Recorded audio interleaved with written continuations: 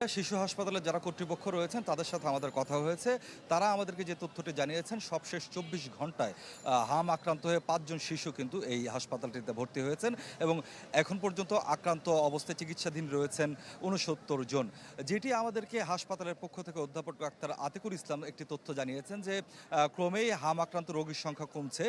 এটি একটি খুশির খবর, আনন্দের খবর, কিন্তু আরেকটু উদ্বেগের বিষয় তিনি আমাদেরকে জানিয়েছেন। সেটি হচ্ছে গিয়ে যে সমস্ত রোগী আসছেন এখনো হাসপাতালে তাদের অধিকাংশেরই অবস্থা বেশ জটিল আকারে তারা হাসপাতালে এসে উপস্থিত হচ্ছেন। ডাক্তার আতিকুল ইসলাম আমাদেরকে জানিয়েছেন যে নিউমোনিয়া, খিঁচুনি, উচ্চমাত্রার জ্বর, এরকম ডায়রিয়া, এরকম নানা রকম উপসর্গ নিয়েই অর্থাৎ জটিল অবস্থায় এই সমস্ত শিশুরা হাসপাতালে আসছেন। তারা আমাদেরকে যেটি জানিয়েছেন যে এই শিশু হাসপাতালটিতে ১৪টি আইসিইউ রয়েছে এবং সেই সাথে তিনি এও বলেছেন শুধু আইসিইউ থাকলেই হয় না, এই সাথে প্রয়োজনীয় যে জনবল, দক্ষ জনবল, সেই জনবলেরও কিন্তু প্রয়োজন রয়েছে এবং সেই দক্ষ জনবল সহ অন্যান্য যে চাহিদা রয়েছে সেই চাহিদাগুলো মিটিয়ে ১৪টি আইসিইউ এর মাধ্যমে তারা শিশুদেরকে চিকিৎসা সুবিধা দিচ্ছেন। এবং ডাক্তার আতিকুল ইসলাম আরেকটি উদ্বেগজনক তথ্য জানিয়েছেন। তিনি ধারণা করছেন যে সামনের দিকে ঢাকার বাইরে থেকে অর্থাৎ রাজধানীর বাইরে অন্যান্য জেলা এবং শহর থেকে এই বিশেষায়িত এরকম যে হাসপাতালগুলো রয়েছে শিশু হাসপাতালের মতো, সেগুলোতে সামনের দিনগুলোতে রোগীর চাপ আরও বাড়তে পারে বলে তিনি আশঙ্কার কথা জানিয়েছেন। তবে স্বাস্থ্যমন্ত্রী গতকালকে একটি ব্রিফিংয়ে বলেছেন যে ২০ এপ্রিল থেকে সারা দেশে হামের টিকাদান কর্মসূচি শুরু হবে, যেটি ৫ এপ্রিল থেকে শুরু হয়েছে বিশেষ টিকাদান কর্মসূচি, সেটি এখন আরও ব্যাপক আকারে চলবে এবং আগামী সপ্তাহের মধ্যে হাম পরিস্থিতি নিয়ন্ত্রণে আসবে বলে তিনি প্রত্যাশার কথা জানিয়েছেন। শিশু হাসপাতাল পরিদর্শন করেছেন জামাত ইসলামের আমির। তিনি যেটি বলছেন যে বাংলাদেশের শিক্ষা এবং স্বাস্থ্য খাতকে উপেক্ষা করা হয়েছে এবং সংসদে শিক্ষা এবং স্বাস্থ্য খাতে যেন আরও বরাদ্দ বাড়ানো হয় সেই দাবিটি তিনি তুলে ধরবেন বলে আমাদেরকে জানিয়েছেন। শ্রেয়া। ধন্যবাদ শিশির। এবার পটুয়াখালীর খবর জানবো। রানা, পটুয়াখালীর হাসপাতালের চিত্রটা কেমন দেখছেন?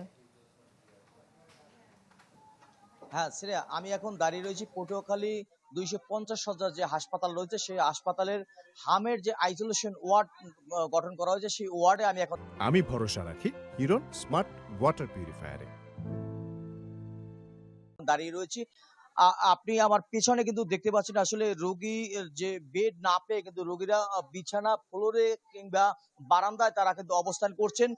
এই এখানে কিন্তু ৩৩টি সেটের বিপরীতে কিন্তু ১০১ জন রোগী বর্তমানে ভর্তি রয়েছে এই আইসোলেশন ওয়ার্ডে।